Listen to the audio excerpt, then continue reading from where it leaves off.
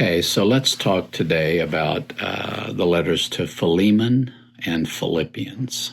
There's little debate about the Pauline authorship of Philemon, though the radical critics of the Tübingen school denied that Paul wrote it. Contemporary scholars are pretty much unanimous in ascribing the book to the Apostle Paul. Decisions about the provenance and date of Philemon are bound up with those of Colossians, to which Philemon is closely related. Both letters include Timothy as the co-sender. Both refer to Epaphras, Colossians 1:17 and Philemon 23. They also both mention Archippus, Colossians 4:17 and Philemon 2. Both include Mark, Aristarchus, Demas, and Luke among Paul's companions, Colossians 4:10 and verse 14, compared with Philemon 24. And Colossians refers to Onesimus, chapter 4, verse 9. And since Onesimus is a resident of Colossae, Colossians 4:9 mentions that, we are safe in assuming that Philemon was also. Both letters were therefore almost certainly written at the same time and place and sent together to Colossae. Paul was in prison when he wrote both letters. Scholars debate about whether this imprisonment was in Ephesus in AD 55 or 56, Caesarea, that would be AD 57 through 59, and people would point to Acts 23:23 through 26:32, or most likely Rome. This would put it in AD 60 to 62, and we would read about that in Acts 28, verses 14 through 31. Scholars today generally dismiss Caesarea from consideration, with the trend favoring Ephesus from among those who reject Rome. And two references in Philemon are said to favor an Ephesian provenance. Onesimus is more likely to have fled to the nearest metropolitan center rather than to the distant capital, and Paul's request that Philemon make ready a guest room for him in Philemon 22 makes sense only if Paul is in reasonable traveling distance. At least that's what's argued. Neither argument, however, is compelling. Onesimus may well have wanted to get as far away from Colossae as possible, and the teeming cosmopolitan population of Rome offered obvious advantages to a person trying to hide from the authorities. The argument from Paul's request to lodging is a stronger one. Still, Paul could have been in Colossae in about 5 weeks if released from confinement in Rome, and his reference to a possible imminent arrival is probably calculated to put a bit of extra pressure on Philemon to accede to Paul's wishes. There's therefore no reason to deny that Philemon might have been written in Rome, and we have seen reasons to place the writing of Colossians and Ephesians in Rome in the early 60s. So let's talk about recipients. Though Philemon, the head of the household, is the primary recipient of this letter, Paul also addresses it to Appia, perhaps his wife, to Archippus, who he describes as our fellow soldier, and to the church that meets in his house. Given the personal nature of this letter, Paul seems to be broadening to the readership to add extra pressure on Philemon to take actions that he is asking him to take. The body of the letter is clearly directed specifically to Philemon, who alone holds the power to pardon Onesimus for his offenses. In terms of date, if this letter was written during Paul's Roman imprisonment, sometime around AD 60 to 62 is the most likely date of composition. Let's talk about the situation. The traditional explanation of the situation presumed in Philemon runs as follows. The slave Onesimus has run away from his master. Philemon, perhaps compounding his crime by robbing his master, and that comes from verse 18. If he has done you any wrong or owes you anything, Paul seems to imply that perhaps there's some monetary debt and promises to cover it himself. In his flight, he somehow encounters Paul, who is under judicial constraint, whether in prison or under house arrest. Paul brings Onesimus to Christ and now faces a dilemma. Even though Onesimus has been a godsend to Paul in his difficult straits, and he would like to keep him with him, Roman law requires Paul to send Onesimus back to his master. So Paul obeys the law, sending Onesimus back to Philemon, but asking Philemon, whom Paul knows and has indeed been instrumental in converting, to send Onesimus back to Paul, and perhaps even set him free. This traditional explanation suffers from one key difficulty. How was it that Onesimus just happened to run into a man in prison who knew his own master? Such a coincidence seems more in keeping with a Dickens novel than with sober history. Onesimus eventually became the influential bishop of Ephesus. Ignatius mentions this Onesimus. And it's very possible that the Onesimus of Philemon and the Onesimus of Ignatius are one and the same. A modification of the usual scenario builds on the provision in Roman law that a home could be considered a place of sanctuary. Onesimus had heard of Paul from his master Philemon, and in danger of his life because of his runaway status, he flees to Paul's home where he is under house arrest for protection. But the option that has gained most support holds that Onesimus was not in legal terms a fugitive, fugitivus, or runaway slave, a slave who, having put himself in the wrong of his master, perhaps through misappropriation of funds, was seeking mediation through Paul, a friend of the master, an amicus domini. This hypothesis avoids the serious difficulty of how a fugitive slave would ever have encountered Paul by pure happenstance, and explains well the focus on reconciliation in the letter. The one difficulty with the proposal is that if, as we think likely, Paul was in Rome when he wrote Philemon, it seems a very distant location to run to for help. A decision between this last scenario and the traditional one is therefore not easy, but perhaps the difficulty of thinking that Onesimus would have gone as far as Rome to seek mediation is greater than the difficulty of explaining an encounter between Paul and Onesimus. We can envision many possibilities. For example, Onesimus, having successfully fled as far as Rome, might have had second thoughts about his escape and sought out Paul for refuge and assistance, having heard that he was under house arrest in Rome.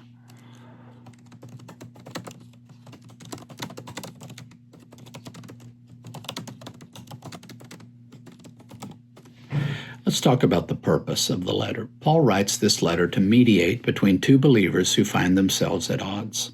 At its heart, this short letter of 25 verses is an appeal for forgiveness and loving unity when genuine offense has been given. Paul seems to indicate that Onesimus, Philemon's runaway slave, has come to faith in Christ through an encounter with Paul in prison. We know from Acts that Paul was in house arrest in Rome awaiting his hearing before Emperor Nero and was able to receive people. As we have indicated, Onesimus may have sought Paul out for help. If he had mismanaged Philemon's money in some way after fleeing from his master, he may have turned to Paul for help, knowing that his master knew Paul and respected him. Paul writes to ask Philemon to forgive Onesimus. Though he never spells out explicitly what the offense was, two things seem likely. He has run away from his master, and he has possibly stolen from him. Now that Philemon has come to faith, he is no longer simply a slave. He is now a brother in the faith. Paul demonstrates powerfully how the gospel changes everything about how we view each other. Human societies create categories and distinctions between one person and another, dividing and isolating. In Paul's day, Onesimus was property, and Philemon was the one who owned that property. New life in Christ leads to a new identity as adopted children in God's family, which suddenly raises Onesimus from property to sibling in God's household. Paul also very pointedly turns a personal appeal into a communal teaching moment. He asks that his letter be read in the church because the principles he is calling Philemon to embrace have broader application. The gospel is a message of reconciliation. Paul writes Philemon together with Ephesians and Colossians, and we can see in those letters that he is marveling at the mystery of the gospel. The fact that God is drawing all things together in Christ, even Jews and Gentiles, even runaway slaves and their masters. Paul wants to teach the entire church that following Christ involves us in mediation, in healing broken relationships and bringing them, by the grace of Christ, to loving unity. Okay, let's move on to talk about Philippians. There are no serious challenges to Pauline authorship, though much debate surrounds the authorship of the hymn in chapter 2, verses 5 through 11. Noting the use of several Pauline hypoxes and the rhythmic nature of the text, many are convinced that Paul is citing a hymn here. Whether he wrote it or not is greatly debated, though. If he did not write it himself, he quoted it as reflecting a viewpoint he is espousing. It is impossible to identify who the author of these verses might have been if it was not Paul. Let's talk about the provenance. Paul states that he is writing this letter from prison. He explains that he might be put to death, but seems optimistic about being released. The book of Acts mentions 2 incarcerations of Paul in Caesarea and in Rome.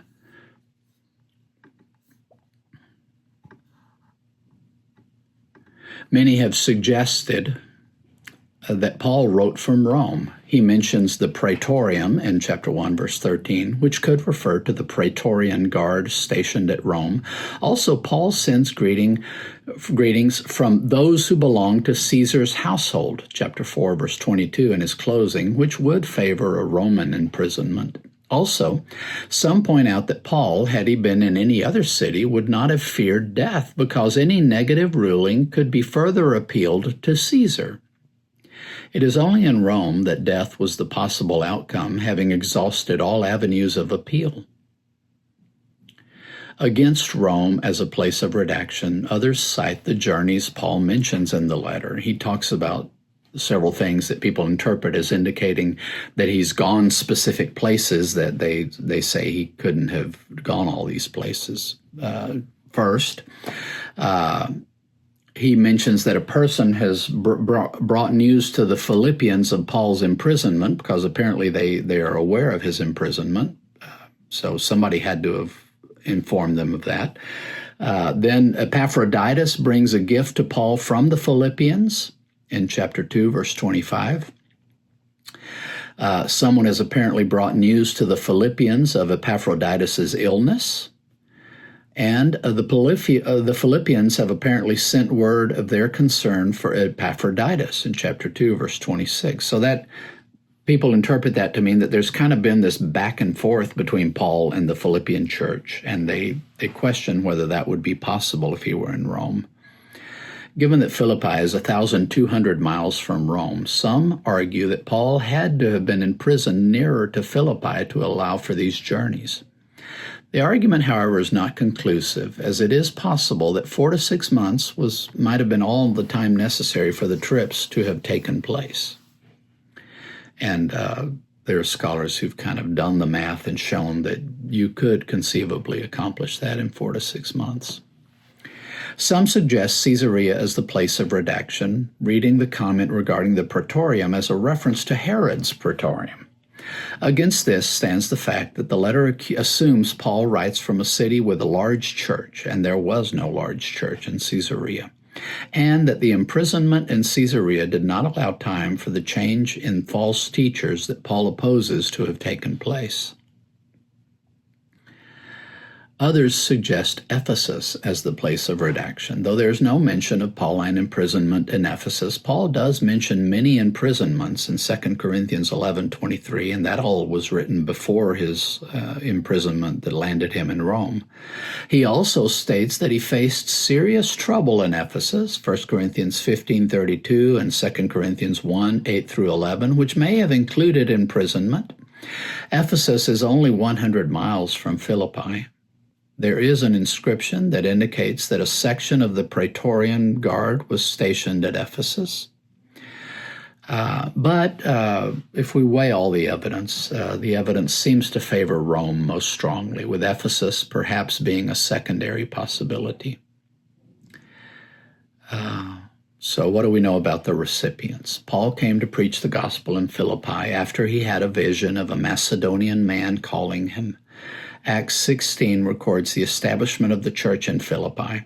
Its first convert was Lydia, a God-fearing pagan woman, along with her household. She insisted on Paul and his companions staying in her home where the church began. Paul and Silas were imprisoned after Paul rebuked a slave girl with a spirit of divination and freed her from the spirit. Her owners dragged them before the magistrates, who had them beat with rods and imprisoned. God miraculously freed them that night as they sang and prayed, and the Philippian jailer came to believe as a result, with his entire household. Upon hearing that Paul and Silas were Roman citizens, the magistrates apologized and asked them to leave the city, which they did. The relationship Paul has with the church is warm and loving. He does not feel the need to defend his apostleship as with other congregations, referring to himself only as a servant of Christ. Not much more is known about the church, though the names mentioned are Greek. Lydia's prominent role and the fact that the church met in her house points to a congregation in which women played an important role from the beginning. Let's talk about the date. The date of redaction depends on the place of redaction. If it was written from Ephesus, the date would be in the mid-50s. If it was written, which is when he was in Ephesus. If it was written from Caesarea, the date would be earlier than that, 59 to 60, when he was in that area. If it was written from Rome, the date would be later, 61 to 62. And of these three, I do believe the Roman date is the most likely. Let's mention a little bit about the geography and culture. The city of Philippi was built in 358 to 357 BC by Philip of Macedon, who named it after himself. The city, under Roman rule, became one of its stations on the main road connecting Rome to the east. It was destroyed by wars and rebuilt by Emperor Octavian, who made it a military outpost populated by his veterans and granted it the ius Italicum, making Philippian citizens Roman citizens. The city was made up mostly of Romans, but there were also Jews and Macedonian Greeks in the city. The city was proud of its ties to Rome, and Paul appeals to them to conduct themselves in a manner worthy of the gospel of Christ, chapter 1, verse 27. The term used here for conduct yourselves, politeueste, is a civic term, which means literally to live as a citizen, to live as free persons, even to take part in government. In chapter 3, verse 20, he reminds them, our citizenship is in heaven. The word for citizenship that he uses, politeuma, reminds the Philippian believers of their status as a Roman colony and the fact that now in Christ they form part of a higher citizenship. What was the situation surrounding the writing of this letter? Paul writes from prison in a situation of considerable gravity, as death is a very real and imminent possibility. There are several matters that Paul must address in this letter. The Philippian church has sent Epaphroditus to assist Paul. Chapter 2, verse 25 mentions that. And he has done so, but in the process he has become sick, so sick he nearly died. The church in Philippi apparently heard of his illness and was not aware of its gravity. Paul is sending him back with his letter. A second matter is mentioned late in the letter. Paul thanks the Philippian church for a gift they have sent to him. Third, Paul mentions Timothy, whom he intends to send to the church in Philippi, and commends him to his readers. Fourth, there are some problems in the church of Philippi that Paul addresses.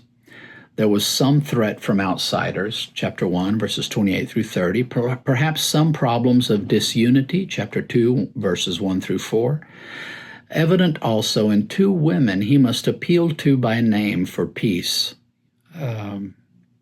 chapter 4, verse 2, and there are false teachers threatening the doctrinal integrity of the church, chapter 3, verses 2 through 4. So what can we say about the purpose of this letter? Paul has relational concerns that he must address in this letter. He must send Epaphroditus back to the church in Philippi, knowing of their mutual love and concern for each other. He also wants to inform the church that Epaphroditus served Paul well as he was sent to do, and that he did so at great personal risk, coming near death due to illness in the process. He instructs the church to honor people like him, chapter 2, verse 29. Also, Paul knows that his situation is dangerous and wants to assure the church in Philippi of his confidence regarding the positive outcome of his incarceration. Paul also wants to thank the church for the gift it sent to him. As he looks forward to his release, Paul plans to visit Philippi and sends Timothy ahead. Perhaps the church does not know him well, for Paul feels the need to commend him to the Philippian congregation. Additionally, Paul seems to encourage the church to stand firm in the face of opposition and suffering, chapter 1, verses 28 and 29. He places before the church the example of Christ's humility and self-emptying love, chapter 2, verses 1 through 11, and calls on them to live as lights in the world, chapter 2, 12 through 18. He reminds them to be wary of the circumcision enforcers that seek to infiltrate the life of the church, chapter 3, verses 2 through 11, calling them to press onward toward the goal for the prize of the upward call of God in Christ Jesus, chapter 3, 12 through 21. This letter is meant to challenge, affirm, and strengthen a congregation that shares a mutual bond of love with Paul.